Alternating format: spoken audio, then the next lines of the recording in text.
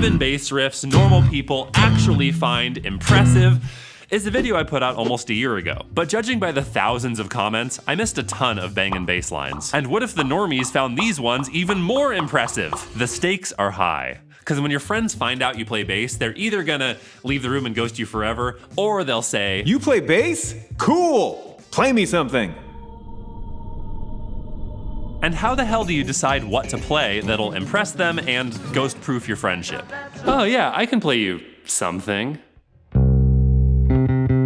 Definitely not that. It was the lowest rated riff in our real-world impressiveness tests. See, on this mission to find the most impressive Play Me Something riffs, I recruited even more normal non-musicians from different walks of life to listen to even more riffs and rate from 1 to 5 which ones they actually found impressive. And I was surprised by some of their choices. They still didn't pick Don't Stop Believin', go figure, but they did pick a riff that proved one of my assumptions in the last video totally wrong. So here are the 7 most impressive riffs, the ones the normies went crazy for even just hearing the bass by itself. If you can get them in your toolkit, you'll be insured for life to impress anyone foolish enough to ask you to play something. And I am so stoked this 7th most impressive riff made the list. I've always thought it was criminally underrated for bass. But our normies loved it. It was this band's first top 40 hit, coming in at number 11 on the charts in 1977, and it carries on like...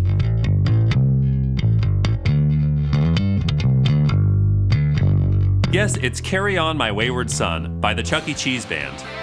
Oh wait, that was a cover. I guess it was originally done by this band, Kansas. One thing all impressive riffs have in common, they are powerful, they move people. And you can hear the power in bassist Dave Hope's playing on the original track. But there's a common mistake beginners make that sucks the power out of riffs like this. Do you hear what's made this performance go wayward? Even though I'm playing with confidence and rhythm, I've lost all the power. And it's due to a seemingly small technical detail. One that of course beginners mess up, but I've heard plenty of experienced bassists blow this too. We're talking about note length, how long a note lasts, and when it goes silent. You can ruin literally any riff with the wrong note lengths. Whether it's 2 short notes on Iron Man, or like 2 long notes on Feel Good Incorporated. Bleh. Feels bad. So with Wayward Son, without those tasty, long notes, this riff just doesn't hit or give you anything to grab onto. So why do beginners mess this up? Well, when you're first starting out on bass, all you're thinking about is trying to pluck that note. And as soon as you pluck, you're thinking about getting ready for the next note. But what happens when you do that? You lose the length on the first note. So to solve this, you need to tighten up your note transitions, thinking of the transition as less of a gradual process and more as a near instant jump from one note to another. By the way, this is totally normal early on, but if you don't start fixing it, your riffs will lose all of their oomph and you'll hinder your impressiveness. And yes, of course, we should all be playing for our own intrinsic enjoyment, but also, I want to look cool. Is that such a crime? And speaking of oomph, the 6th most impressive riff got our normies going exactly 5.4% more wild. That doesn't sound that great, but hey, take gains where you can get them. It was this group's first national single and #1 hit, released by Motown in 1969, a riff that'll impress your friends so much they'll want you back.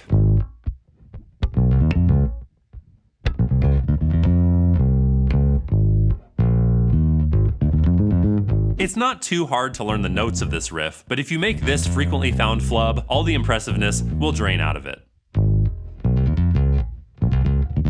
Feels crappy, yeah? That's cause like I said in the last impressive riffs video, no matter what you play, you gotta sound confident to impress. You don't actually have to be confident, you just have to sound like it. And we project confidence to our listener through solid rhythm. Without that, all your cool notes don't matter, cause they don't feel good. And this riff has a unique rhythm challenge. It works based on the contrast between blank space and tasty fast notes. Note, rest, rest. A bunch of cool notes, rest, rest.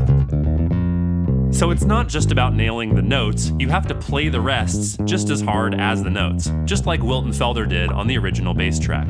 Yeah, Wilton Felder, not James Jamerson. Fun fact. And why do you have to play the rests? Because otherwise your hopefully impressed friend can't feel the music, and they'll get uncomfortable and want to leave. In the last video I talked about imagining the drums while you play, which can totally help, but even doing that, you might still lose your listener if you don't do this next thing. And no, it's not adding your little Michael impression to the mix. Oh, baby, give me one more chance. No, you gotta move your body. Bob your head, tap your foot, shake your booty. I talk about this in my Beginner to Badass course, how important it is to move your body somehow when you're playing, because that's where rhythm is most easily felt. Not only does this help you play the notes and the rest with more groove, it also gives your listener a visual cue. People are visual. Just ask the unnecessary low-quality subtitles that have infected every video lately. They can see where the pulse is by how you're moving, and they also assume you're confident and therefore very impressive. But I think this riff only ranked number 6 because of the challenge of hearing the groove through all that blank space without the rest of the band. You'll notice in the higher ranked riffs, they tend to fill in the space more, so the groove is more obvious. And with the 5th most impressive riff, there is no doubt where the groove is, because I mean, what's the deal with bass riffs?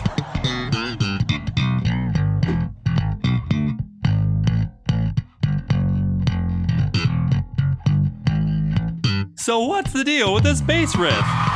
Okay, first of all, this is not actually a bass riff. I'm surprised people are still confused about this. Composer Jonathan Wolff used slap bass samples, but played it on a keyboard. And it's actually harder to play this on bass, which I talk more about in the free bonus walkthrough video linked in the description. Cause here's what's the deal is. If you want to impress, you need to show you have control over your instrument. After all, nobody's impressed by a dog trainer who gets swarmed by poodles, or a chef with bad knife technique.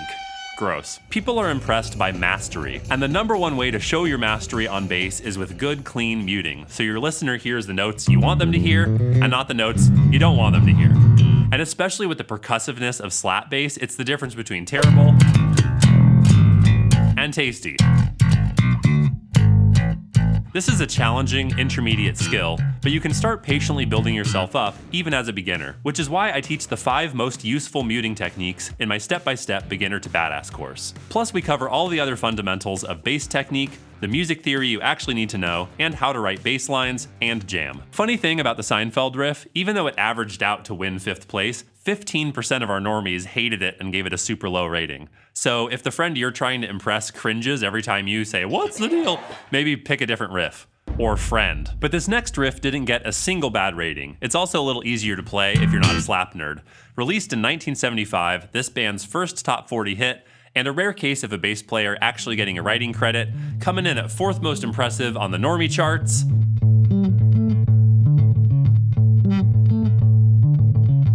Tom Hamilton's bass riff just f***ing grooves. You can easily feel a mix of solid on-beat notes and zesty off-beat notes. Compared to something like Ramble On, which obviously is a great bass line, but it doesn't have enough rhythmic information without the drums and guitar to drive impressiveness home.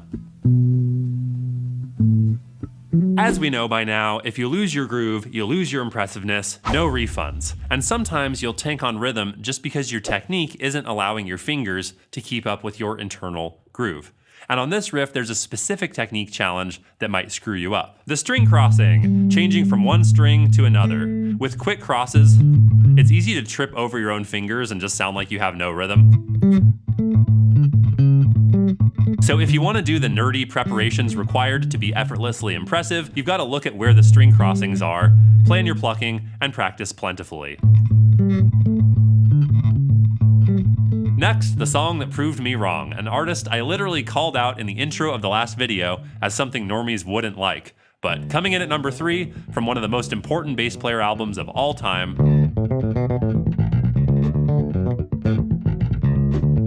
as you can imagine, with a riff this technical, it's easy to blow it and end up less Jaco Pastorius and more Joshua Patheticus. Oh, yeah. So duh, this sounds bad in too many ways to count. And this happens when a riff takes you way, way, way out of your comfort zone.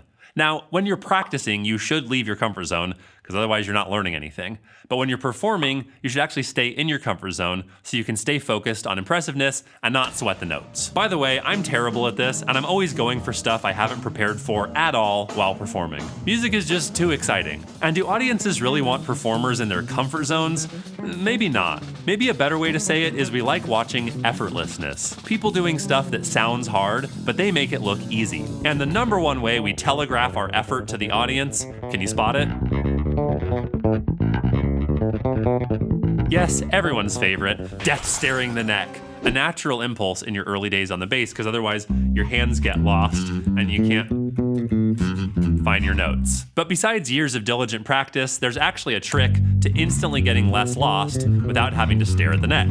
And I'm super stoked I finally found a video to put this in, because it's super helpful, but nobody ever talks about it. I guess you just can't make a whole video around it. So we're doing it now, and it's something I call the wiretap. Dun dun dun dun. See, when you fret normally, you can only feel the top of the string. So you don't know if you're in the middle of the fret or at the end or back here, because they all sound the same.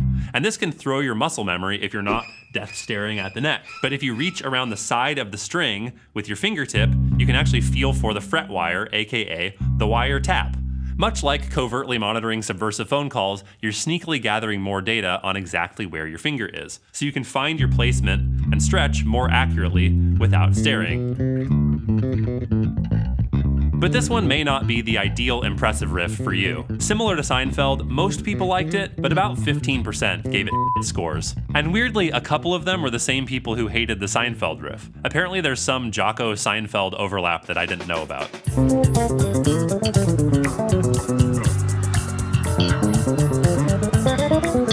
Come On, Come Over is actually the hardest of all 7 riffs, by the way. So if that one left your chops in the dust, fear not, these next 2 riffs are a little bit more doable, even though they're more impressive. But honestly, I'm slightly surprised this next one hit the number 2 spot. I mean, it's cool, but I kind of like some of the other songs we already did better.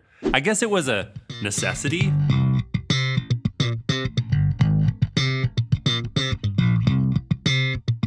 So why did the normies rank Dark Necessities at number 2? It's got the nice filled-in groove of Sweet Emotion. It's got the perceived technical complexity of Come On, Come Over. And it follows another law of impressiveness. It's exciting. It takes you on a ride as a listener. We're here on a slap, then we're there on a pop. Woo! So how do you make exciting happen in music? By using dynamics, changes in volume and intensity. And even with all the right notes, you can unimpressive this riff just by failing on dynamics. I've heard so many noobs trash Flea riffs by losing the dynamics like this. So if you want to impress people with Flea, you've got to flag which notes should pop out more emphatically and which ones you should play softer and more muted. Speaking of Flea riffs, the dude claimed the top spot again, beating out all the other riffs, impressing every single normie in our tests. From 1989's Mother's Milk album, it's...